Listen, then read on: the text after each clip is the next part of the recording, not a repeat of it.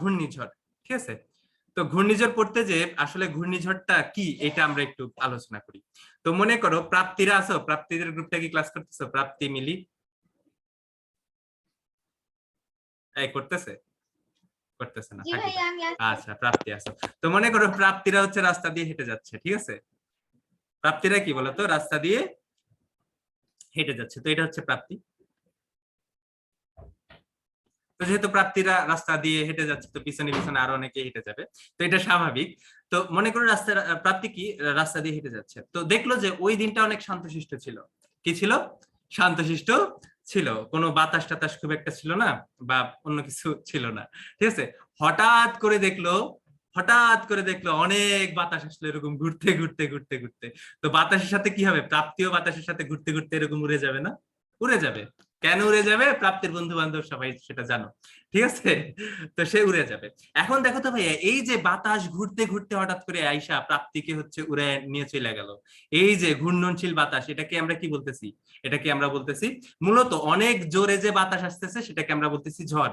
যেহেতু এই বাতাসটা ঘুরতে ঘুরতে আসতেছে, এজন্য এটাকে আমরা কি বলতেছি বলতো? এটাকে আমরা বলতেছি ঘূর্ণিঝড়। আকাশে চলে যাবে, বাতাসে চলে যাবে। হ্যাঁ হ্যাঁ আপু, এই জন্যই তোমার উদাহরণ দিচ্ছি। আচ্ছা দেখো, তাহলে এই যে বাতাস ঘুরতে ঘুরতে আসলো, ঠিক আছে, ঘুরতে ঘুরতে যে বাতাস আসলো বা ঘুরতে ঘুরতে যে ঝড় আসলো, সেই ঝড়টাকে আমরা কি বলি বলতো? এই ঝড়টাকে আমরা বলি ঘূর্ণিঝড়।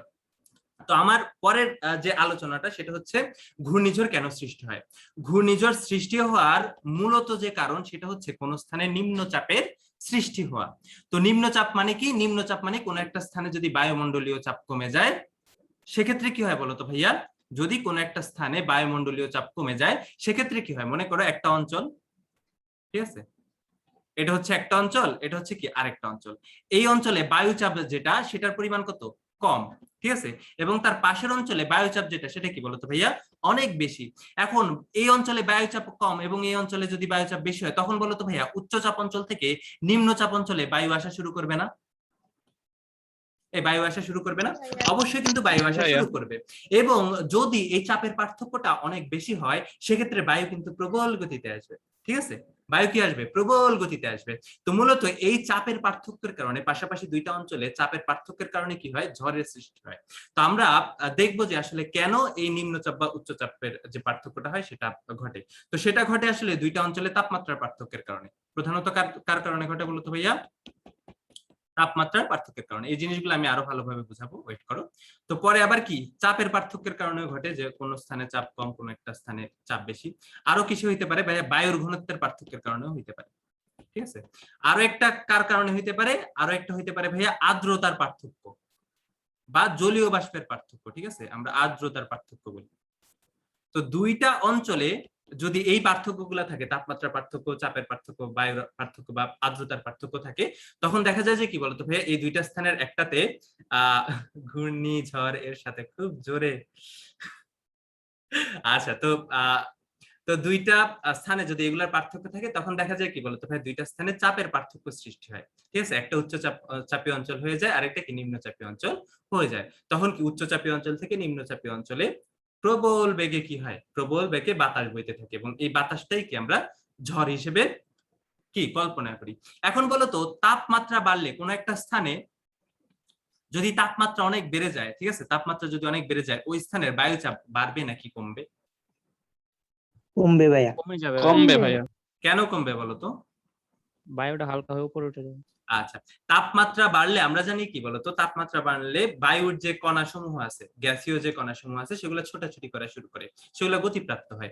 এখন এখানে যদি তাপমাত্রা বাড়ে, এখানের যে অণুসমূহ আছে সেগুলো ছোটাছুটি করে অনেক দূরে দূরে চলে যাবে না? দূরে দূরে চলে যাবে।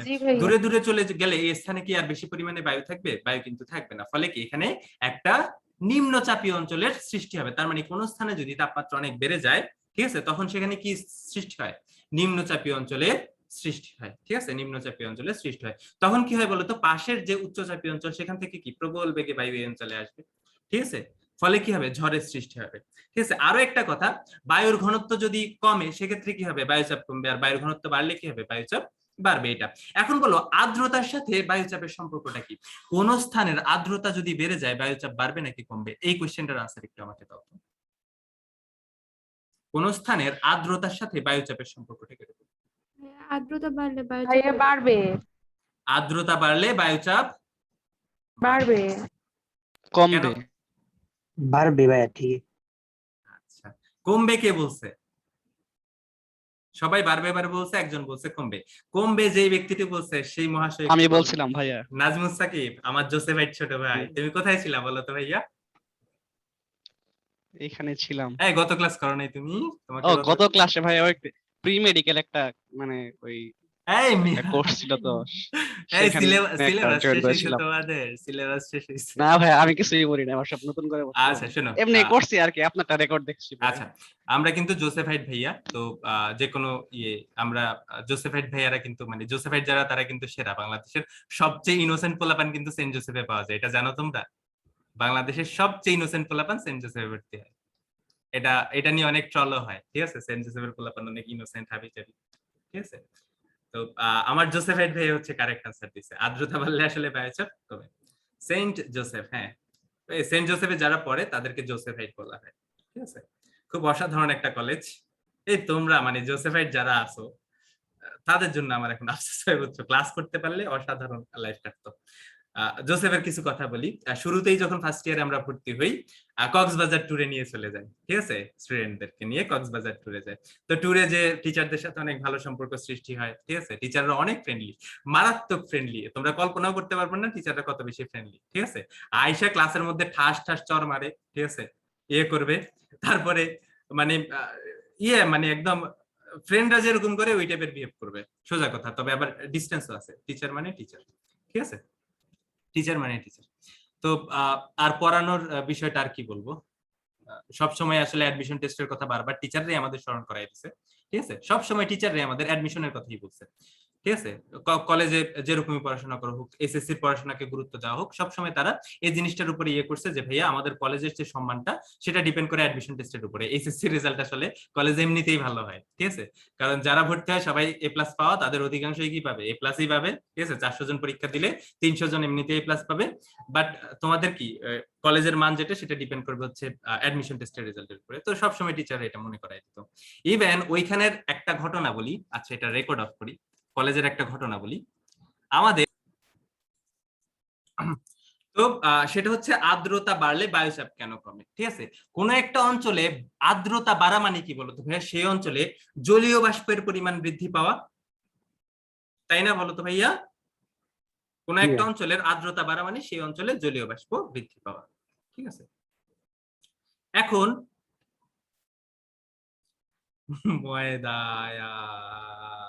এই এটা কি বলছে? এই প্রাপ্তি, তোমার কথা আমি বুঝিনি। ভাই এটা করতে পারতেছি না।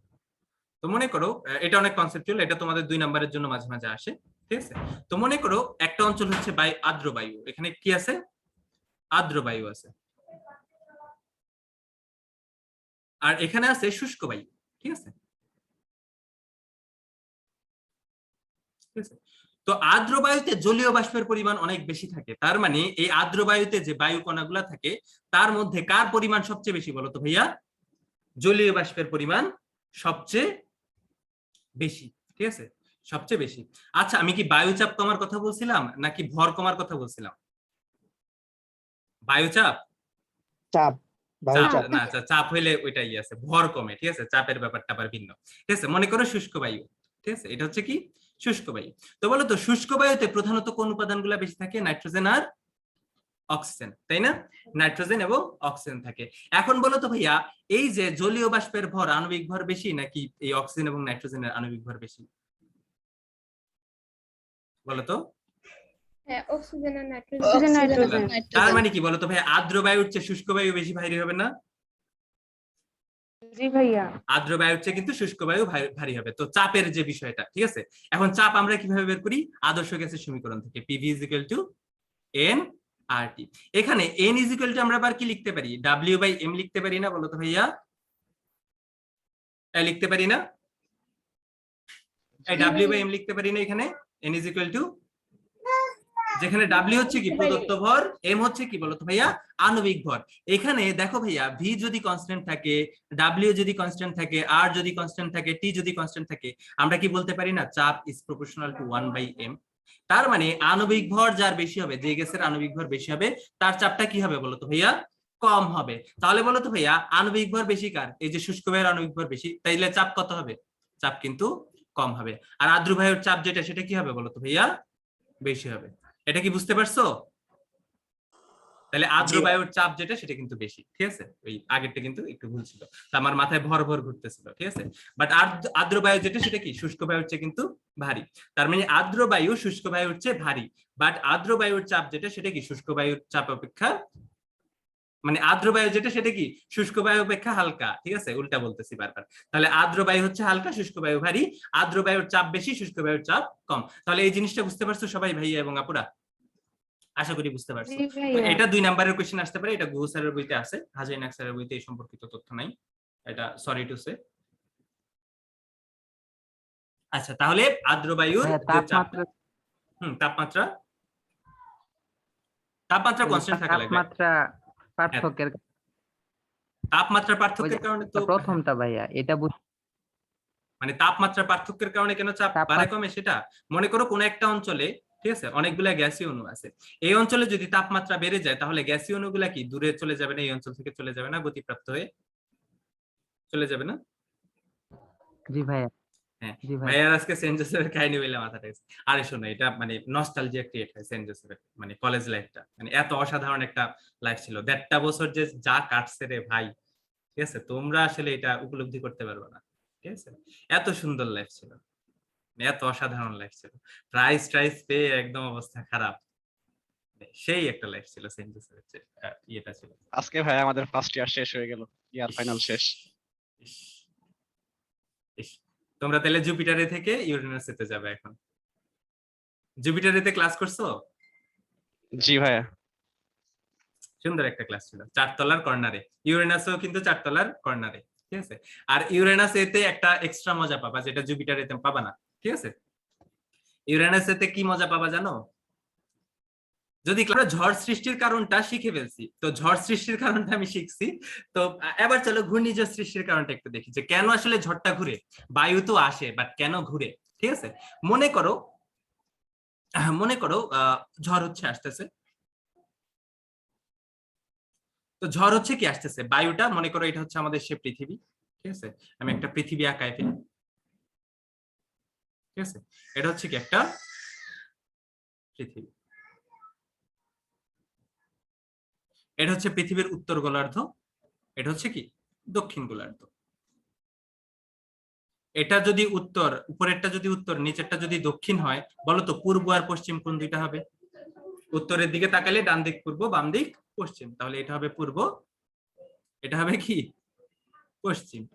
আচ্ছা, তাহলে মনে করো ভাইয়া ঘূর্ণিঝড় যেটা, মানে ঝড় যেটা, সেটা কি এদিক থেকে এদিকে আসতেছে, কেমন এদিক থেকে এদিকে আসতেছে। তো ঝড় আসা মানে কি বলতো ভাইয়া, অনেকগুলা বায়ু আসা না, অনেকগুলা কিন্তু বায়ু আসা। এখন দেখো তো ভাইয়া, পৃথিবী যেটা আছে এটা কি সব সময় পশ্চিম থেকে পূর্ব দিকে ঘুরতে থাকে না, বলো তো ভাইয়া? পশ্চিম থেকে পূর্ব দিকে ঘুরতে থাকে, এবং এই যে ঘূর্ণনের গতি, এটা কি কম কোনো গতি, এটা অনেক জোরে ঘুরতে থাকে না, অনেক জোরে কিন্তু ঘুরতে থাকে, তো আমরা কিন্তু এটা বুঝতে পারি না। তো যখন ঝড় আসে তখন কিন্তু প্রচুর বায়ু আসে, ঠিক আছে, এবং বায়ুগুলা কি বলতো ভাইয়া পৃথিবীর সাথে মধ্যাকর্ষণ শক্তিতে আবদ্ধ না, আবদ্ধ কিন্তু। এখন বায়ুগুলা যখন এভাবে পৃথিবীর উপর দিয়ে আসবে, তারা কি বলতো ভাইয়া এই পৃথিবীর সাথে সাথে একটু ঘুরতে চাইবে না, ঘুরতে চাইবে না? জি চাইবে। এই তো, তাহলে প্রবল বেগে আসার সময় কি এই মধ্যাকর্ষণ শক্তির প্রভাবে কি হয়ে গেল, এটা ঘুরে গেল, এই যে ঘোরা শুরু হইলো, সে কি হবে এখন ঘুরতেই থাকবে, ঘুরতেই থাকবে, ঘুরতেই থাকবে, ঠিক আছে, ঘুরতে ঘুরতে কি হবে আবার সামনের দিকে আগাবে। এই যে ভাইয়া মধ্যাকর্ষণ শক্তির প্রভাবে যে ভাইয়া এখানে ঘূর্ণনের সৃষ্টি হইতেছে ঝড়ের, এই যে ফোর্সটা, এই ফোর্সটাকে আমরা বলি কোরিওলিস বল। কি বলি বলো তো ভাইয়া? কোরিওলিস ফোর্স বা কোরিওলিস বল। তাহলে কোরিওলিস বল কি বলতো ভাইয়া, এই কোন একটা ঝড় বা বায়ু যখন প্রবাহিত হয় তখন মধ্যাকর্ষণ শক্তির প্রভাবে যে সে কি হয় ঘূর্ণনশীল হয়, তো এই ঘূর্ণনের জন্য যে বলটা দায়ী, মধ্যাকর্ষণ শক্তি যেটা দায়ী, সেটাকে আমরা কি বলি বলতো ভাইয়া? কোরিওলিস ফোর্স বা কোরিওলিস বল বলি। তো এটা আসলে মধ্যাকর্ষণ শক্তি ছাড়া আর কোনো কিছু না। তাহলে এটা কি বুঝতে পারছো যে ভাইয়া কেন আসলে এই ঝড়টা ঘূর্ণিঝড়ে রূপান্তরিত হয়? কোরিওলিস বলের কারণে, ঠিক আছে। কোন বলের কারণে ঝড় আসলে ঘূর্ণিঝড়ে রূপান্তরিত হয়? কোরিওলিস ফোর্সের কারণে বা মধ্যাকর্ষণ শক্তির প্রভাবে। ঠিক আছে ভাই, এই জিনিসটা কি বুঝাইতে পারছি আমি? কেন ঝড়টা ঘূর্ণিঝড়ে রূপান্তরিত হয়? এই এটা বলতে পারবা তোমরা? না বুঝলে বলো ভাইয়া, না বুঝলে বলো, আমি আবার ইয়ে করি। আরেকবার একটু হ্যাঁ বলেন। আমি আবার বোঝাই। মনে করো এই বায়ুগুলা সেগুলা কি এভাবে পৃথিবীতে আসতেছে, ঠিক আছে? বায়ুগুলা পৃথিবীতে এভাবে আসতেছে। এখন বায়ুগুলা তো পৃথিবীর সাথে সংযুক্ত। এখন পৃথিবী কি বলতো ভাই পশ্চিম থেকে পূর্ব দিকে ঘূর্ণনশীল, ঠিক আছে? এখন বায়ুগুলা প্রবল বেগে আসতেছে এবং পৃথিবী কি বলতো ভাই এভাবে ঘুরতেছে, ঠিক আছে? এভাবে ঘুরতেছে। তাহলে বায়ুগুলাও কি বলতো ভাই এভাবে একটু ঘুরে ঘুরে যাবে না? এই যে আসতেছে আইসা কি হবে এভাবে ঘুরে যাবে, এই যে ঘুরান দিল, ঠিক আছে? ঘুরান দিলে সেটা কি বলতো ভাইয়া গতি জড়তার কারণে কিন্তু বারবার ঘুরতেই থাকবে, ঘুরতেই থাকবে, ঘুরতেই থাকবে। এই যে ঘূর্ণনটা শুরু হইলো সে কিন্তু এরপরে ঘুরতেই থাকবে এবং এই ঝড়টাকে তখন আমরা কি বলবো? ঘূর্ণিঝড় বলবো। এই যে ফোর্সটা মধ্যাকর্ষণ শক্তি, যেটা মধ্যাকর্ষণ বল, যেটা যে ফোর্সের কারণে আসলে এই ঘূর্ণনটা সৃষ্টি হইতেছে, এই বলটাকে আমরা স্পেশাল নাম দিছি। কি নাম দিছি বলতো ভাইয়া? কোরিওলিস বল নাম দিছি। আমি কি বুঝাইতে পারছি ভাইয়া? ভাইয়া বায়ুটা কি শুধু উত্তর দিক থেকে আসবে নাকি যে কোনো না দিক ভাইয়া থেকে যে আসবে? কোনো দিক থেকেই আসতে পারে। এখন উত্তর দিক থেকে আসলে কি হবে, দক্ষিণ দিক থেকে আসলে কি হবে, সেটাও আমরা দেখবো, ঠিক আছে? সেটা আমরা দেখবো। বাট কেন ঘুরতেছে সেটা আমরা বুঝতে পারছি। জি ভাইয়া। আচ্ছা, তো মনে করো কোন একটা ঘূর্ণিঝড় সেটা হচ্ছে উত্তর গোলার্ধে সৃষ্টি হইলো। কোন গোলার্ধে সৃষ্টি হইলো? উত্তর গোলার্ধে সৃষ্টি হলো। তাহলে উত্তর দিক থেকে এদিকে আসবে, তাই না? উত্তর দিক থেকে এদিকে আসবে। তাহলে বলো তো উত্তর দিক থেকে যদি ঝড় আসে তাহলে ঝড়ের যেটা ঘূর্ণিঝড় হওয়ার পরে ঝড়ের ঘূর্ণনটা কোন দিকে হবে? এদিকে হবে না? কারণ কি পৃথিবী কিন্তু পশ্চিম থেকে পূর্ব দিকে ঘুরতেছে। তাহলে পশ্চিম থেকে যদি পূর্ব দিকে পৃথিবী ঘুরে তাহলে ঝড়ের ঘূর্ণনটা কিরকম হবে? এরকম হবে। তাহলে বলো তো এই যে ঝড়ের ঘূর্ণনটা এটা ঘড়ির কাঁটার দিকে নাকি ঘড়ির কাঁটার বিপরীত দিকে? বিপরীত দিকে। দিকে। বিপরীত দিকে। তার বিপরীত। মানে হ্যাঁ, তার মানে উত্তর গোলার্ধে যখন ঘূর্ণিঝড়ের সৃষ্টি হয় তখন ঘূর্ণিঝড়ের ঘূর্ণনটা কি রকমের হয়? অ্যান্টি ক্লকওয়াইজ হয়, ঠিক আছে? ঘড়ির কাঁটার বিপরীত দিকে হয়। তাহলে এই লাইনটা অনেক বেশি ইম্পর্টেন্ট, এটা লিখে ফেলো। উত্তর গোলার্ধে ঘূর্ণিঝড়ের দিক। এগুলা মনে হয় না হাজাইনাক স্যারের বইতে আছে, কেমন মনে হয় না আছে, এগুলো গুগল স্যারের বইতে আবার পাবা। উত্তর গোলার্ধে ঘূর্ণিঝড়ের দিক, বাট আমি সবই পড়াবো, ঠিক আছে? আমি সবই পড়াবো। তবে হাজাইনাক স্যারের বই পড়লে তোমাদের মোর দেন ইনাফ হয়ে যাবে। বাট আমি টিচার, আমি সবই পড়াবো, ঠিক আছে? যত বইয়ে যা যা আছে। তো উত্তর গোলার্ধে ঘূর্ণিঝড়ের দিক যেটা সেটা কিরকম হবে? অ্যান্টি ক্লকওয়াইজ হবে। ঠিক আছে ভাইয়া? এবার বলো তো যদি দক্ষিণ গোলার্ধে ঘূর্ণিঝড়ের সৃষ্টি হয় তাহলে এদিকে গেল, ঠিক আছে? তাহলে সে কোন দিকে ঘুরবে? পৃথিবী পশ্চিম থেকে পূর্ব দিকে ঘুরতেছে। তাহলে সে বলো তো কোন দিকে ঘুরে যাবে? সে নিঃসন্দেহে এই যে ডান দিকে ঘুরে গেল, তাই না? তাহলে বলো তো এই ঘূর্ণনটা ঘড়ির কাঁটার দিকে নাকি বিপরীত দিকে? ঘড়ির কাঁটার দিকে। ঘড়ির দিকে। কাঁটার দিকে। তাহলে দক্ষিণ গোলার্ধে ঘূর্ণিঝড়ের দিক যেটা দিক সেটা কি বলতো ভাই? ক্লকওয়াইজ, ঘড়ির কাঁটার দিকে, ঠিক আছে? ক্লকওয়াইজ। তো এটা কিন্তু খুব ইম্পর্টেন্ট একটা পয়েন্ট, ঠিক আছে? এখান থেকে কিন্তু পরের পরীক্ষায় আমি এমসিকিউ দিব এবং এটা তোমাদের গোলায়, ঠিক আছে? খুব ভালোভাবে গোলায়। তো দক্ষিণ গোলার্ধের ওটা একটু ভাই আবার একটু বুঝাই। এই যে দক্ষিণ গোলার্ধ থেকে মনে করো সৃষ্টি হয়ে এদিকে যাইলো, ঠিক আছে? এদিকে গেল। এদিকে গেলে বলো তো কোন দিকে ঘুরবে? এই যে দেখো পৃথিবী পূর্ব থেকে পশ্চিম থেকে পূর্ব দিকে ঘুরতেছে, তার মানে কি এদিকে ঘুরতেছে। তাহলে বায়ুটাও কি বলতো ভাই ডান দিকে ঘুরে যাবে। তাহলে ডান দিকে ঘুরে গেলে তোমার ঘূর্ণনটা কোন দিকে হবে বলতো ভাই? এদিকে যে এদিকে, তার মানে কি ডান দিকে ঘুরে যাচ্ছে। তাহলে ডান দিকে ঘুরে গেলে এই যে ঘূর্ণনটা সেটা কি ঘড়ির কাঁটার দিকে হচ্ছে নাকি বিপরীত দিকে হচ্ছে? ঘড়ির কাঁটার দিকে হচ্ছে, কিন্তু ক্লকওয়াইজ হচ্ছে কিন্তু। তো এই জন্য কি বলতো ভাই দক্ষিণ গোলার্ধে যখন ঘূর্ণিঝড়ের সৃষ্টি হয় সেটার কি দিক হয়? ক্লকওয়াইজ, ঠিক আছে? বলো তো আমরা বিপরীত দিকে ঘুরলে তো অ্যান্টি ক্লকওয়াইজ হইতো দক্ষিণ দিকে। মানে দক্ষিণ দিকে এদিক থেকে এদিকে আসবে এটা বলতেছো?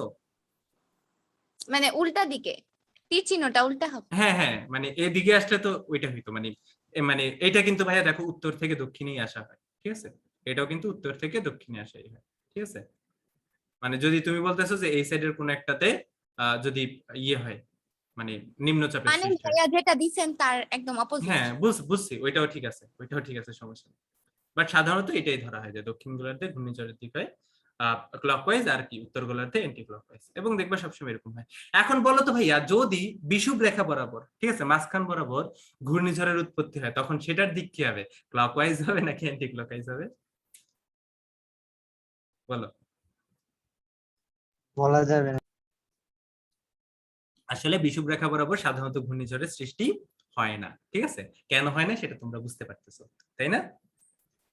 বুঝতে পারতেছো। এজন্য কি বিষুবীয় অঞ্চলে কিন্তু ঘূর্ণিঝড়ের যে ইয়েটা ঝুঁকিটা সেটা কিন্তু একটু কম তুলনামূলকভাবে। ঠিক আছে, তুলনামূলকভাবে একটু কম। তো ঘূর্ণিঝড় নিয়ে বোঝার এই জিনিসপত্রগুলোই আছে তোমাদের বইতে।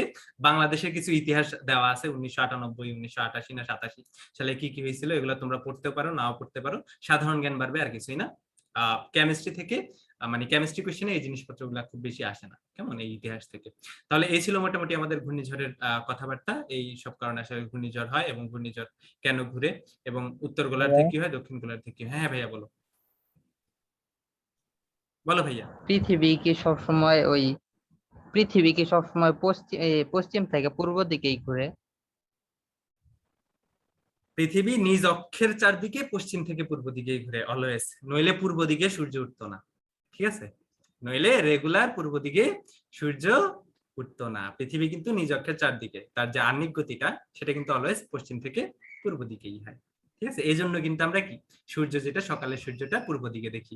যদি উল্টা ভাবে ঘুরতাম আমরা কিন্তু পশ্চিম দিকে সূর্য দেখতাম। ঠিক আছে, এটা কোথায় আছে, এটা সামাজিক বিজ্ঞান বইয়ে আছে, 8-এর 9-এর 10-এর। ঠিক আছে, মানে বাংলাদেশের বিশ্ব পরিচয়। তো খুব সহজ একটা কোয়েশ্চেন, মানে খুব সহজ একটা জিনিস। এই তো, এটা আসলে নিয়ম, এটা বিধাতা স্রষ্টা কর্তৃক সৃষ্ট একটা নিয়ম যে এভাবেই ঘুরবে সবসময়, কেমন, এভাবেই ঘুরবে। আচ্ছা, তো এবার আমরা কিছু একক নিয়ে মাতামাতি করব। ঠিক আছে, একক নিয়ে খেলাধুলা করব। আমাদের থিওরি পার্ট শেষ, আমাদের থিওরি পার্ট শেষ, আমাদের থিওরি পার্ট শেষ। এবার আমাদের ম্যাথমেটিক্যাল পার্ট হবে। এখানে আমরা মূলত আদর্শ গ্যাস নিয়ে আলোচনা করব।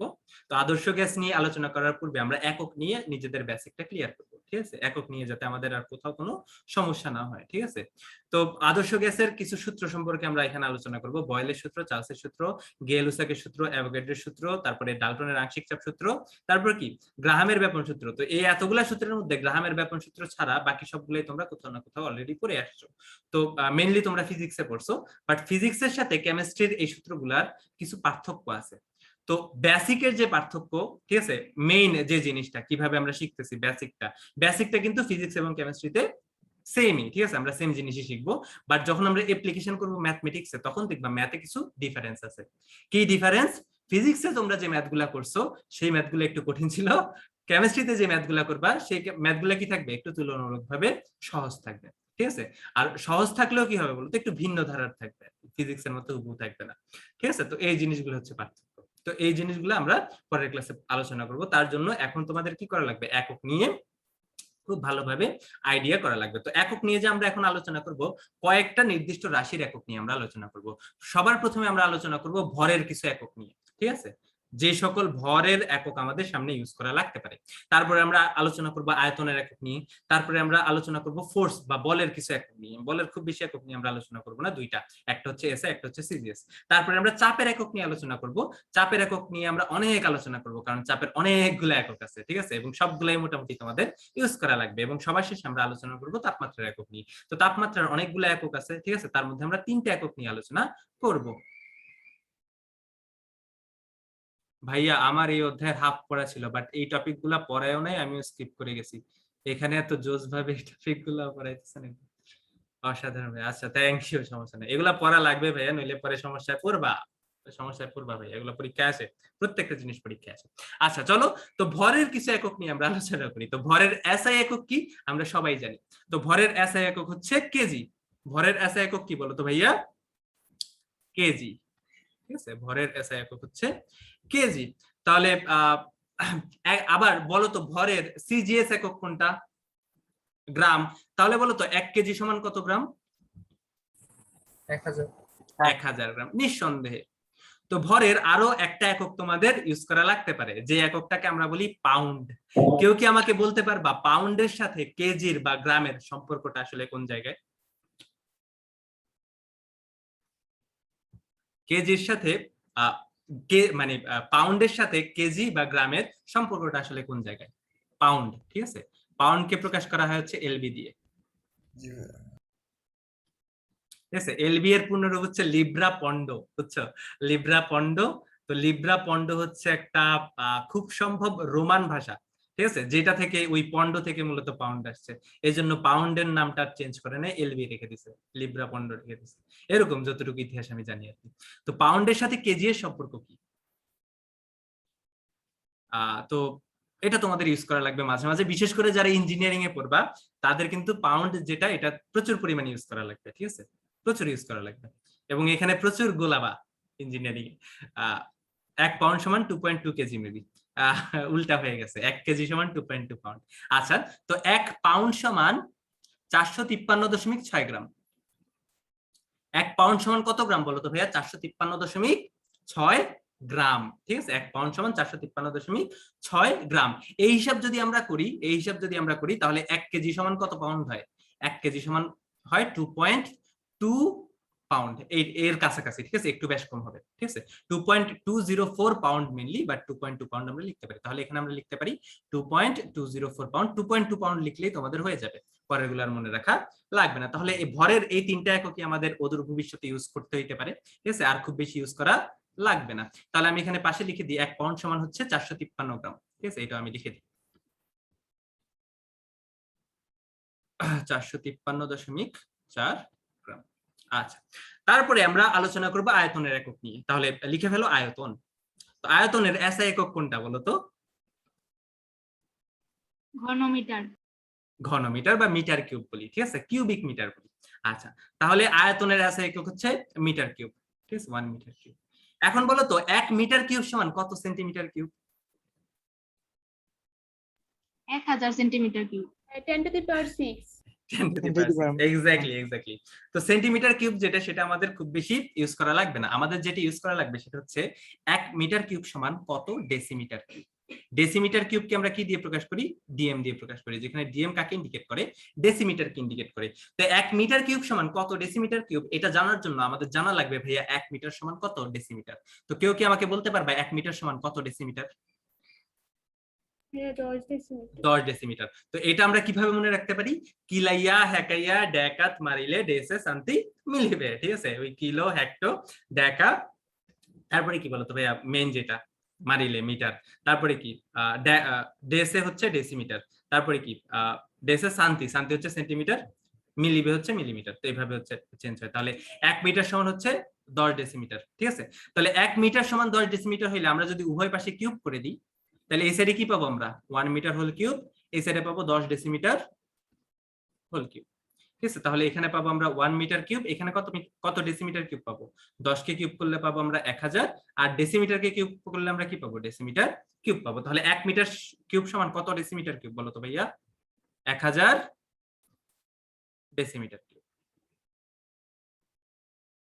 একক নিয়ে কোনো সমস্যা করা যাবে না ভাইয়া, একক নিয়ে ঝামেলা করলেই ম্যাথ ভুল হবে। তাহলে 1000 ডেসিমিটার কিউব। এখন বলো তো ভাইয়া 1 ডেসিমিটার কিউব সমান কত লিটার? 1 ডেসিমিটার কিউব যেই কথা ভাইয়া, 1 লিটার একই কথা, লিটার আয়তনের একক। আচ্ছা, 453.6 বলছিলাম, 453.4 লিখছি না ভাইয়া, আমি এখানে 6 লিখছি, তুমি 4 দেখতেছো, ঠিক আছে। তোমার চোখে সমস্যা হওয়ার কারণে তুমি 4 দেখতেছো, বাট আমি এখানে 6 লিখছি, তাই না ভাইয়া? সবাই 6 দেখতেছো না এখানে? 453. 6 দেখতেছো না? হ্যাঁ, দুইটার মাঝামাঝি দেখতেছি। না, এটা 6, এই যে দেখো 6 দেখতেছো। এবার তোমাদের চোখ আরো ক্লিয়ার হয়েছে? এবার তোমাদের চোখ ক্লিয়ার হয়েছে, ঠিক না? তোমরা এবার স্পষ্ট দেখতে পাচ্ছ। তো এরকম চোখে ব্যায়াম করবা, দেখবা চোখ একদম ভালো হয়ে যাচ্ছে। তাহলে বলো তো 1 ডেসিমিটার কিউব সমান 1 লিটার, তাহলে 1 মিটার কিউব সমান কত লিটার হবে? 1000 লিটার হবে। তো তোমরা কমন যে ভুলটা করো সেটা হচ্ছে ভাইয়া 1 মিটার কিউব সমান 1 লিটার লিখে বসে থাকো, ঠিক আছে। এই জিনিসটা করা যাবে না, ঠিক আছে, এই জিনিসটা করা যাবে না। তাহলে আমি এগুলো মুছে ফেললাম। এখন বলো তো ভাইয়া 1 লিটার সমান কত মিলিলিটার? 1 লিটার সমান কত মিলিলিটার? 1000 মিলিলিটার। তাহলে 1 লিটার সমান যদি 1000 মিলিলিটার হয়, তাহলে 1000 লিটার সমান কত মিলিলিটার হবে? 10 টু দি পাওয়ার 6 মিলিলিটার হবে। আবার আমরা এটাও জানি 1 মিলিলিটার সমান কি বলতো ভাইয়া? 1 সেন্টিমিটার কিউব, তাই না? সেন্টিমিটার কিউব যে কথা, সিসি একই কথা, ঠিক আছে। সিসি এর পূর্ণরূপ হচ্ছে কিউবিক সেন্টিমিটার। তাহলে 1 মিলিলিটার মানে 1 সেন্টিমিটার কিউব। তাহলে এখানে আমরা কি লিখতে পারি? 10 টু দি পাওয়ার 6 সেন্টিমিটার কিউবও লিখতে পারি, ঠিক আছে। ঠিক আছে ভাইয়া? ঠিক আছে ভাইয়া? ভাইয়া হ্যালো ভাইয়া, আমার কথা কি শুনতে পাচ্ছেন ভাইয়া এবং জি আপুরা? ভাইয়া ঠিক আছে। আচ্ছা, ভেরি গুড ভাইয়া। তো তোমাদের এককের আরো একটা মানে আয়তনের আরো একটা একক আছে যেটাকে বলা হয় গ্যালন, ঠিক আছে? তো 1 গ্যালন সমান, এটা মনে রাখবা, 1 গ্যালন সমান 3.79 লিটার। এটা ইউজ করা হয় ইউএসএ তে। তোমরা জানো গ্যালনে ভরে ভরে পানি টানি তেল টেল এগুলা নিয়ে যাওয়া হয়, তাই না? তো এখানে ওই গ্যালনের হিসাব হচ্ছে আলাদা। 3.79 লিটারের একটা পাত্র থাকে যেটাকে আমরা গ্যালন বলি, ওইখানে ভরে ভরে হচ্ছে জিনিসপত্র নেয়, ঠিক আছে? তেল টেল আরো হাবি যাবে। তো গ্যালন তোমরা দেখছো যারা মুভি দেখো, ঠিক আছে, হলিউডের মুভি দেখো, তারা গ্যালন দেখছো, অনেকটা ঢোলের মতো হয়, তাই না? গ্যালন গুলা অনেকটা ঢোলের মতো হয়। তো 1 গ্যালন সমান কত লিটার? 3.79 লিটার। তো আয়তন গেল। এবার আমরা ফোর্স নিয়ে আলোচনা করবো, ঠিক আছে? বলের দুইটা একক নিয়ে আলোচনা করবো। তো বলের এসআই একক হচ্ছে নিউটন। বলের এসআই একক কি বলো তো ভাইয়া? নিউটন। এবং কেউ কি আমাকে বলতে পারবা বলের সিজিএস একক কি? বলের সিজিএস একক কি কেউ বলতে পারবা ভাইয়া? এনিওয়ান, বলের সিজিএস একক কি? ডাইন, ইবরি, ডাইন ডাইন। বলের সিজিএস একক কি বলো তো ভাইয়া? ডাইন, ঠিক আছে? 1 নিউটন সমান কত ডাইন? 10⁵ ডাইন। যেমন আমরা নিউটন সমান কি লিখি? 1 নিউটন সমান লিখি 1 কেজি, তারপরে কি মিটার পার সেকেন্ড স্কয়ার, এরকম লিখি না? 1 নিউটন সমান এরকম। আমরা 1 ডাইন সমান কি লিখি মূলত? 1 ডাইন সমান লিখি 1 গ্রাম সেন্টিমিটার পার সেকেন্ড স্কয়ার, ঠিক আছে? এটা কি সিজিএস এককে বলের একক? এটা কি বলতো ভাইয়া? এসআই এককে বলের একক। এবং 1 নিউটন সমান কত ডাইন হয় বলতো ভাইয়া? 10⁵ ডাইন হয়। খুব ভালোভাবে এই রিলেশনটা লিখে ফেলো, কারণ এই রিলেশনটায় তোমরা সবাই আটকাবা এবং এটা আমাদের সামনে ইউজ করা লাগবেই, ঠিক আছে ভাইয়া এবং আপুরা? তো এটা খুব সুন্দরভাবে লিখে ফেলো। 1 নিউটন সমান কত ডাইন? 10⁵ ডাইন। এটা তোমরা কোথা থেকে বের করতে পারবা? তোমরা এখান থেকেও বের করতে পারবা, ঠিক আছে? কেজি মিটার পার সেকেন্ড স্কয়ারকে তোমরা গ্রাম সেন্টিমিটার পার সেকেন্ড স্কয়ারে নিয়ে যাও, তাইলে কি পেয়ে যাবা? 1 নিউটন সমান 10⁵ ডাইন পেয়ে যাবা। তাহলে চলো আমরা এককের ট্রান্সফরমেশনটা ওই ফাঁকে শিখে ফেলি, ঠিক আছে? আমরা এখন 1 নিউটন সমান 10⁵ ডাইন হয় কিনা এটা একটু চেক করব, ঠিক আছে? চলো আমার সাথে সাথে তোমরা চেক করে ফেলো। দেখো এককের কনভার্সনটা কত বেশি ইজি, ঠিক আছে? এককের কনভার্সনটা কত বেশি ইজি এটা একটু দেখে ফেলো। তো 1 নিউটন সমান আমরা কি জানি? 1 নিউটন সমান আমরা জানি 1 KG metre per second square. এখন আমাদের উদ্দেশ্য কি? নিউটনের সাথে ডাইনের সম্পর্ক করব। আর এখন ডাইন সমান আমরা কি জানি? ডাইন সমান আমরা জানি 1 গ্রাম সেন্টিমিটার পার সেকেন্ড স্কয়ার। তার মানে কেজি মিটার পার সেকেন্ড স্কয়ারকে যদি আমরা গ্রাম সেন্টিমিটার পার সেকেন্ড স্কয়ারেই নিয়ে যাইতে পারি কোনোভাবে, তাহলে কিন্তু আমরা কিসের সম্পর্ক পেয়ে যাব? আমরা কিন্তু নিউটনের সাথে ডাইনের সম্পর্ক যেটা সেটা পেয়ে যাব, ঠিক আছে? তো কিভাবে নিব? 1 এটা আমরা রাখলাম, তো এখানে কেজিকে কেজির জায়গায় রাখলাম, মিটারকে মিটারের জায়গায় রাখলাম। সেকেন্ড ইনভার্স 2, তার মানে কি বলতো ভাইয়া? সেকেন্ড স্কয়ার দ্বারা ভাগ, ঠিক আছে? এখন কেজিকে আমাদের কোথায় নিয়ে যেতে হবে? গ্রামে নিয়ে যেতে হবে। এখন বলো তো কেজির সামনে কিছু নেই, এটাকে আমরা 1 কেজি ধরতে পারি না? পারি না? পারি। আবার মিটারের সামনে কিছু নেই, এটাকে আমরা 1 মিটার ধরতে পারি না ভাইয়া? পারি? পারি। এখন বলো তো 1 কেজি সমান কত গ্রাম? 1 কেজি সমান নিঃসন্দেহে 1000 গ্রাম, তাই না? তাহলে 1 কেজির জায়গায় তোমরা লিখে ফেলো 1000 গ্রাম। আবার বলো তো 1 মিটার সমান কত সেন্টিমিটার? 100 সেন্টিমিটার। এখন বলো তো এখানে তো সেকেন্ড স্কয়ার আছে, তাহলে সেকেন্ড স্কয়ার চেঞ্জ করার কি দরকার আছে আমাদের কোনো? আমাদের কিন্তু সেকেন্ড স্কয়ার যেটা এটা চেঞ্জ করার কোনো দরকার নাই, তো এইজন্য সেকেন্ড স্কয়ারে আমরা হাত দিব না। তাহলে ক্যালকুলেশন করে ফেলো, এখানে কত পাবা? 100 আর 1000। 100 আর 1000 গুণ করলে পাই 1 লাখ, যেটাকে আমরা কি লিখি? 10⁵ লিখি। আর পাশে কি থাকবে? গ্রাম সেন্টিমিটার, আর নিচে কি আছে? সেকেন্ড স্কয়ার, তার মানে সেকেন্ড ইনভার্স 2। গ্রাম সেন্টিমিটার সেকেন্ড ইনভার্স 2 কে আমরা কি লিখতে পারি? ডাইন লিখতে পারি। তাহলে কত পাই আমরা? 10⁵ ডাইন পাই। দেখছো ভাইয়া এককের ট্রান্সফরমেশন কত ইজি? অনেক ইজি না বলো তো ভাইয়া? ভুল করবা? 1 নিউটন সমান 10⁵ ডাইন ভুল করবা? ইনশাআল্লাহ না ভাইয়া। ইনশাআল্লাহ না। তাহলে চলো আমরা এখন শিখে ফেলি চাপের একক। চাপের অনেকগুলো একক আছে, সবগুলোই তোমাদের ইউজ করা লাগবে। চলো চাপের একক। চাপের এসআই একক কি কে বলতে পারবা? চাপের এসআই একক হচ্ছে প্যাসকেল, ঠিক আছে? চাপের এসআই একক কি? প্যাসকেল। 1 প্যাসকেল সমান কি বলতো ভাই? 1 নিউটন পার মিটার স্কয়ার, তাই না? Metre square. তো চাপের অনেকগুলো একক আছে, ঠিক আছে? আমরা বায়ুমণ্ডলীয় চাপ হিসাব করি। এখন বায়ুমণ্ডলীয় চাপ হিসাব করতে যে আমাদের প্রথমে যে জিনিসটা হিসাব করা লাগছে সেটা হচ্ছে আমরা স্ট্যান্ডার্ড কোন চাপটাকে আমরা নিব স্ট্যান্ডার্ড হিসেবে। তো এটা নেওয়ার জন্য প্রমাণ তাপমাত্রা মানে 0 ডিগ্রি সেন্টিগ্রেড তাপমাত্রায় 45 ডিগ্রি অক্ষাংশে সমুদ্রের যে সমতল, ওই সমতলে যে দেখছে যে তারা পরীক্ষা নিরীক্ষা করছে যে বায়ুমণ্ডলের চাপ কতটুকু। তো তখন টরিসিল একটা পরীক্ষা করে দেখছে যে বায়ুমণ্ডলের চাপ যেটা হয় সেখানে সেটা হচ্ছে ভাইয়া একটা মার্কারির দণ্ড, ঠিক আছে? একটা মার্কারি, ঠিক আছে?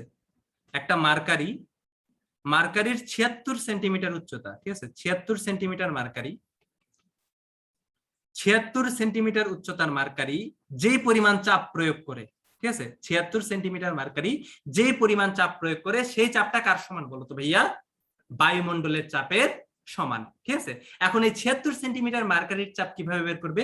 তো চাপ বের করার তোমরা 9-10 একটা সূত্র বের করছো। সেই সূত্রটা কি ছিল? H রো জি, ঠিক আছে? কি করছিলা? চাপ বের করার একটা সূত্র বের করছিলা 9-10 এ। খুব সম্ভব পদার্থের গাঠনিক ধর্ম বা পদার্থের অবস্থা সম্পর্কে তোমাদের একটা চ্যাপ্টার ছিল ফিজিক্সে, তাই না? যেখানে তোমরা তরল পদার্থের কোন একটা বিন্দুতে চাপ প্রয়োগ করা শিখছিল, চাপ নির্ণয় করা শিখছিল। সূত্রটা কি ছিল? P = H রো জি, এবং F = কি ছিল? AH রো জি, এরকম ছিল না? এই টাইপের কিছু সূত্র ছিল 9-10 এ, আমার এখনো মনে আছে। এগুলো আমাদের পড়াইছিল আক্তার স্যার, ঠিক আছে? তো খুব ভালো পড়াইছিল, মনে আছে আমার এখনো, খুব সুন্দর ভাবে বুঝেছি। আচ্ছা, তো বলো তো এখানে H এর মান কতটুকু? SI একক নি, H এর মান কত? 76 সেন্টিমিটার মানে 0.76 মিটার। তো 0.76 বসায় দাও, ঠিক আছে? রো কি বলো তো ভাই? যে তরল পদার্থটা নিছো তার ঘনত্ব। এখানে তরল পদার্থ হিসেবে কাকে নিছো? মার্কারি। তো মার্কারির ঘনত্ব হয় সাধারণত 13,600 KG per metre cube. Exact না, 13,600 কেজি পার মিটার কিউব থেকে কি একটু কম, ঠিক আছে? আমি এক্সাক্ট যেহেতু বসাই নাই, এক্সাক্ট মানটা পাবো এটাও আমরা আশা করতে পারি না। জি এর মান কত? 9.8 মিটার পার সেকেন্ড স্কয়ার। তো এটাও কিন্তু এক্সাক্ট মান না, যেহেতু এক্সাক্ট মান না এখানে আমরা এক্সাক্ট মান পাবো না। তো এরকম ক্যালকুলেশন করে এক্সাক্ট যে মানটা পাওয়া যায় সেটা হয় এরকম 101/325 প্যাসকেল। তার মানে 45 ডিগ্রি সমুদ্র অক্ষাংশে, ঠিক আছে? 45 ডিগ্রি সমুদ্র অক্ষাংশে প্রমাণ অবস্থায় চাপ কত থাকে? বায়ুমণ্ডলের চাপ থাকে এত প্যাসকেলের সমান। সেটাকে তারা একটা নাম দিছে, সেটাকে কি নাম দিছে? সেটাকে নাম দিছে ভাইয়া বায়ুমণ্ডলীয় চাপ বা অ্যাটমসফিয়ারিক প্রেসার, যেটাকে আমরা কি বলি? এটিএম দিয়ে প্রকাশ করি। তো সেখান থেকে শুরু হয়েছে এরকম যে ভাইয়া 1 এটিএম সমান কত প্যাসকেল বলো তো ভাইয়া?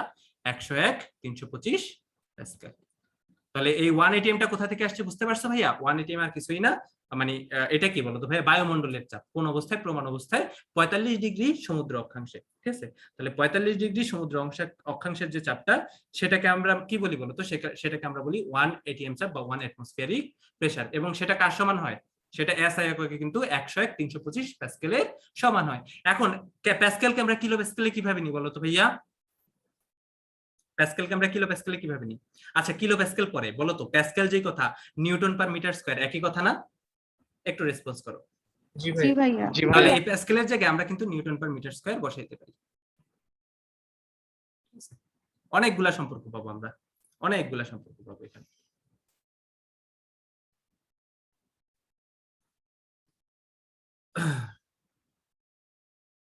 আচ্ছা, অনেকগুলা সম্পর্ক পাবো। তারপরে দেখো তো ভাইয়া, এটাকে প্যাসকেলকে কিলো প্যাসকেলে আমরা কিভাবে নিই? 1000 দিয়ে ভাগ করে। 1000 দিয়ে ভাগ করলে আমরা কত কিলো প্যাসকেল পাবো? 101.325 কিলো প্যাসকেল পাবো, ঠিক আছে?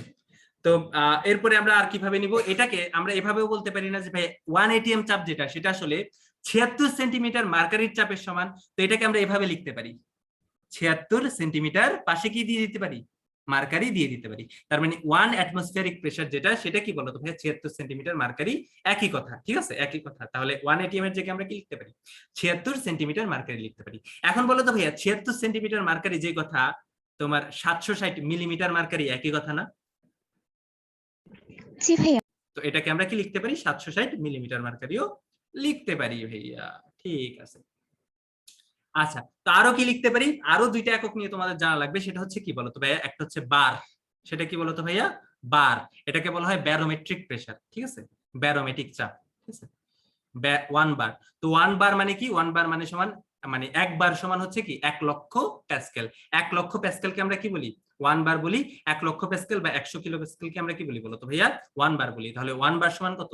10⁵ প্যাসকেল। ঠিক আছে, বাকি বলো তো ভাই এটাকে আমরা বলতে পারি 100 কিলো প্যাসকেল। ঠিক আছে, 100 কিলো প্যাসকেল। আবার আরো একটা কথা আছে, আরো একটা কথা হচ্ছে ভাইয়া, এই যে 1 মিলিমিটার পারদ স্তম্ভ যে পরিমাণ চাপ ক্রিয়েট করে তাকে আমরা কি বলি বলতো ভাইয়া? তাকে আমরা বলি 1 টর। ঠিক আছে, 1 মিলিমিটার মার্কারি যে পরিমাণ চাপ ক্রিয়েট করে সেটাকে আমরা কি বলি বলতো ভাইয়া? 1 টর বলি। এখন 1 মিলিমিটার মার্কারি সমান যদি হয় 1 টর, তাহলে বলো তো ভাইয়া 1 এটিএম সমান কত টর হবে? বলো, 1 এটিএম সমান তাহলে কত টর হবে? 1 মিলিমিটার মার্কারি সমান 1 টর। ভেরি গুড, 1 মিলিমিটার মার্কারি সমান 1 টর। আবার 1 এটিএম সমান আমরা জানি 760 মিলিমিটার মার্কারি। তাহলে কত টর হবে? 760 টর হবে। তাহলে 1 এটিএম সমান আমরা কি লিখতে পারি? 760 টরও লিখতে পারি। ঠিক আছে, তাহলে 1 বার সমান 100 কিলো প্যাসকেল বা 10 টু দি পাওয়ার 5 প্যাসকেল। তাহলে বলো তো 1 এটিএম সমান কত বার হবে? কেউ বলতে পারবে এটা? 1 এটিএম সমান কত বার হবে? 1 এই তো ভেরি গুড, 1.01। তারপরে কি 3 to 5 বার। ওই 3 to 5 অনেকেই লিখে না। ঠিক আছে, অনেকেই লিখে না আসলে। তো এই ছিল আমাদের চাপ নিয়ে কথাবার্তা। এই প্রত্যেকটা কিন্তু তোমাদের কাজে লাগবে। ঠিক আছে, প্রত্যেকটা ইনফরমেশন তোমাদের কাজে লাগবে। ঠিক আছে, এবং আশা করি তোমরা কখনো ভুল করবা না এই এককগুলা নিয়ে, এবং এগুলা খুব সুন্দরভাবে নোট করবা ভাইয়া। একক নিয়ে যেগুলা, এগুলা আসলে খাতার মধ্যে যাতে তোমাদের আগামী 3-4 বছর ইভেন ভার্সিটির ফার্স্ট সেকেন্ড ইয়ারেও যাতে এগুলা তোমাদের সংরক্ষিত থাকে, এই ব্যবস্থাটা তোমরা করবা। ঠিক আছে, এগুলা তখনও কাজে লাগবে, কেমন? খুব বেশি কাজে লাগবে। আচ্ছা, তাহলে আমি পরে অংশে চলে যাই। তো আমি চাপের একক নিয়ে অনেক বেশি আলোচনা করে ফেলছি, এবার আমরা তাপমাত্রার একক নিয়ে আলোচনা করবো। তাহলে লিখে ফেলো তাপমাত্রা। তো বলো তো তাপমাত্রার এসআই একক কোনটা? কেলভিন, যেটাকে আমরা পরম তাপমাত্রা বলি। ঠিক আছে, তাপমাত্রার এসআই একক হচ্ছে কেলভিন। এছাড়া আরো অনেকগুলো একক আছে। কি কি একক আছে? ডিগ্রি সেন্টিগ্রেড আছে, ডিগ্রি ফারেনহাইট আছে, তারপরে রয়মার আছে, তারপরে আরো কি কি আছে শিখছো না তোমরা? রোমার স্কেল, তারপরে আরো কি হাবিজাবি স্কেল শিখছো না তোমরা ফিজিক্সে? 5টা না? আগের স্লাইডটা আবার যাবেন। আচ্ছা, 5টা বা 6টা কিন্তু তাপমাত্রা স্কেল সম্পর্কে তোমরা পড়ে ফেলছো। ঠিক আছে, ফিজিক্সে, ফিজিক্স সেকেন্ড পেপারের ফার্স্ট চ্যাপ্টারে। কেমন? অনেকগুলো স্কেল সম্পর্কে কিন্তু তোমরা পরিচিত হয়েছো। আচ্ছা, যাই হোক, তার মধ্যে আমাদের এতগুলা লাগবে না, আমাদের 3টা স্কেল সম্পর্কে ধারণা থাকলেই হবে। সেটা কি বলতো ভাই? একটা হচ্ছে ডিগ্রি সেন্টিগ্রেড, আরেকটা হচ্ছে কি ফারেনহাইট, আর একটা হচ্ছে কেলভিন। এই 3টা স্কেল সম্পর্কে ধারণা থাকলে আমাদের হয়ে যাবে। আর তোমাদের সবচেয়ে বেশি কাজে লাগবে কোনটা বলো তো ভাইয়া? কেলভিন। ঠিক আছে, ডিগ্রি সেন্টিগ্রেড থেকে কেলভিন স্কেলে কিভাবে তাপমাত্রা রূপান্তর করা হয় সেটা যদি তুমি জানো, তাহলে তোমার কি হয়ে যাবে? তোমার কাজ হয়ে যাবে। ফারেনহাইট খুব বেশি ইউজ করা লাগে না, টোটালি ইউজ করা লাগে না। এই পেজের কাজ শেষ হয়েছে ভাইয়া? জি ভাইয়া। আমি কি বেশি ফাস্ট যাচ্ছি? এগুলো সহজ টপিক, ফাস্ট গেলেও আসলে সমস্যা নেই। না, হ্যাঁ, অনেক সহজ টপিক, আসলে ফাস্ট গেলেও সমস্যা নেই। কাল মানে নেক্সট ক্লাস থেকে আমরা কিন্তু থিওরিতে ঢুকে যাব। থিওরি বলতে একদম ম্যাথমেটিক্যাল জিনিসপত্রে ঢুকে যাব। ঠিক আছে, তো অনেকগুলা স্কেল আছে। ঠিক আছে, একটা হচ্ছে ডিগ্রি সেন্টিগ্রেড, আরেকটা হচ্ছে ফারেনহাইট, আরেকটা কি কেলভিন। তো কিভাবে আমরা একটা তাপমাত্রা থেকে আরেকটা তাপমাত্রায় রূপান্তর করি তার জন্য একটা সূত্র আমরা 9-10-এও শিখছি, আবার কি ফিজিক্সেও শিখছি ইন্টারে উঠে। তো সূত্রটা কি ছিল? c/5 ইজ ইকুয়াল টু কি f - 32/9 ইজ ইকুয়াল টু কি বলতো ভাইয়া? k - 273 ডিভাইড বাই কি বলতো ভাইয়া? 5। এই সূত্রটা আমরা শিখছি, যে সূত্রের সাহায্যে আমরা কি বলতো ভাই? ডিগ্রি সেন্টিগ্রেড থেকে ফারেনহাইটে, ফারেনহাইট থেকে কেলভিনে, কেলভিন থেকে ডিগ্রি সেলসিয়াসে, কেলভিন থেকে ফারেনহাইটে, এই সবগুলো রূপান্তর আমরা করতে পারি, তাই না বলতো ভাইয়া? এগুলো কিন্তু আমরা করতে পারি। তো আবার দেখো, এখানে আবার সহজ আছে, আরেকটা সহজ পন্থা আছে। মনে করো তোমার কোনটা ইউজ করা লাগবে? তোমার যেটা সবচেয়ে বেশি ইউজ করা লাগবে সেটা হচ্ছে ডিগ্রি সেন্টিগ্রেড থেকে কিভাবে কেলভিনে আমরা কনভার্ট করতে পারি। ঠিক আছে, তো যেহেতু ডিগ্রি সেন্টিগ্রেড থেকে কেলভিনে আমাদের কনভার্সন সেটা খুব বেশি পরিমাণে করা লাগবে। যেমন এই জিনিসটা তোমাদের অনেক বেশি ইউজ করা লাগবে। 25 ডিগ্রি সেন্টিগ্রেড সমান কত কেলভিন? আনসার আসবে 298 কেলভিন। ঠিক আছে, তো কিভাবে আমরা এই 25 ডিগ্রি থেকে 298 সহজে পেয়ে যাই সেটা আমাদের জানা লাগবে। তো সেটা জানার জন্য আমরা কি করব? দেখো, এই ডিগ্রি সেন্টিগ্রেডের সাথে কেলভিন স্কেলের সম্পর্কটা কোন জায়গায়? সম্পর্কটা হচ্ছে c/5 is equal to k - 273 divide by কত? 5। এখান থেকে আমরা কি বলতে পারি? এখান থেকে আমরা বলতে পারি c is equal to k - 273। তো এখান থেকে আমরা কি বলতে পারি? k ইজ ইকুয়াল টু কি বলতো ভাইয়া? c plus 273। তার মানে সেন্টিগ্রেড স্কেলে বা সেলসিয়াস স্কেলের তাপমাত্রাকে তুমি যদি 273 এর সাথে যোগ করো, তাহলে তুমি কোন স্কেলের তাপমাত্রা পেয়ে যাবা? কেলভিন স্কেলের তাপমাত্রা পেয়ে যাবা। তাহলে 25 ডিগ্রি সেন্টিগ্রেড তাপমাত্রার সাথে তুমি যদি কি করো? 273 যোগ করো, তাহলে তুমি কেলভিন স্কেলের তাপমাত্রা 298 যেটা, সেটা পেয়ে যাবা। এখন একটা বেসিক কোশ্চেনের আনসার দাও। এগুলো তোমরা সবাই পারো, একটা বেসিক কোশ্চেনের আনসার দাও। ঠিক আছে, মনে করো এটা হচ্ছে একটা অঞ্চল এ, ঠিক আছে, এটা হচ্ছে আরেকটা অঞ্চল বি, এবং এই দুই অঞ্চলের তাপমাত্রার পার্থক্য, ঠিক আছে, তাপমাত্রার পার্থক্য সেলসিয়াস স্কেলে আমরা মেপে দেখলাম ভাইয়া 25 ডিগ্রি সেন্টিগ্রেড হয়। কি হয় বলো তো ভাইয়া? তাপমাত্রার পার্থক্য ডেল্টা টি এর মান যেটা, সেটা কত হয়? 25 ডিগ্রি সেন্টিগ্রেড হয়। কেউ কি আমাকে বলতে পারবা ক্যালভিন স্কেলে এই তাপমাত্রার পার্থক্যটা কত ক্যালভিন হয়? 25 ক্যালভিন হবে ভাইয়া 25 ক্যালভিনই হবে, তাই না? 25 ক্যালভিনই হবে। তার মানে কি বলতো ভাই, আমরা যদি কোনো স্থানের তাপমাত্রা 1 ডিগ্রি সেন্টিগ্রেড বাড়াই, তাহলে ওই স্থানের তাপমাত্রা কত ক্যালভিন বাড়বে? 1 ক্যালভিন বাড়বে, ঠিক আছে, 1 ক্যালভিনই কিন্তু বাড়বে। তার মানে কি তাপমাত্রার পার্থক্য যদি আমরা হিসাব করি ডিগ্রি মানে সেলসিয়াস স্কেলে তাপমাত্রার পার্থক্য যত হয়, ক্যালভিন স্কেলে তাপমাত্রার পার্থক্য কিন্তু সেমই হয়, ঠিক আছে। তাপমাত্রার পার্থক্য 25 ডিগ্রি সেন্টিগ্রেড মানে কি? তাপমাত্রার পার্থক্য 25 ক্যালভিন। এই জিনিসটা বুঝতে পারলে আসলে খুব বেশি সমস্যা হওয়ার কথা না। আবার বলো তো, যদি আমরা ডিগ্রি সেলসিয়াসের সাথে ফারেনহাইটের সম্পর্ক করতাম, তাহলে কিরকম হইতো? 1 ডিগ্রি সেলসিয়াস তাপমাত্রা যদি চেঞ্জ হইতো, ফারেনহাইট স্কেলে তাপমাত্রা চেঞ্জ হইতো কতটুকু? 1.8 ডিগ্রি ফারেনহাইট, ঠিক আছে। প্রতি 1 ডিগ্রি সেলসিয়াসের জন্য 1.8 ডিগ্রি ফারেনহাইট কিন্তু চেঞ্জ হইতো। তো এই জিনিসপত্রগুলো নিয়ে তোমরা নিজেরা অ্যানালাইসিস করতে পারো। তো আজকের ক্লাসে এতটুকুই। পরের ক্লাসে আমরা আদর্শ গ্যাসের সূত্র নিয়ে একদম ডিরেক্টলি আলোচনায় চলে যাব। বয়েলের সূত্র, চার্লসের সূত্র, গেলুসাকের সূত্র, এগুলা দিয়ে আমরা প্রচুর মজার মজার ম্যাথ করব, এবং অধিকাংশ ম্যাথ তোমাদের খুবই ইজি মনে হবে ভাইয়া, খুবই সহজ ম্যাথ, ঠিক আছে। এগুলা করতেও ভালো লাগবে, দেখবা যে এত সহজ সহজ অঙ্ক, ঠিক আছে। ওই একক নিয়ে তোমাদের একটু সমস্যা হতে পারে, আর কোনো সমস্যা হবে না, ঠিক আছে। তো সে পর্যন্ত তোমরা ভালো থাকো, সুস্থ থাকো, এই কামনায় আল্লাহ হাফেজ। কেমন? আর রেকর্ড দিয়ে দিব, একটু দেরি হবে, 11টা বাজতে পারে।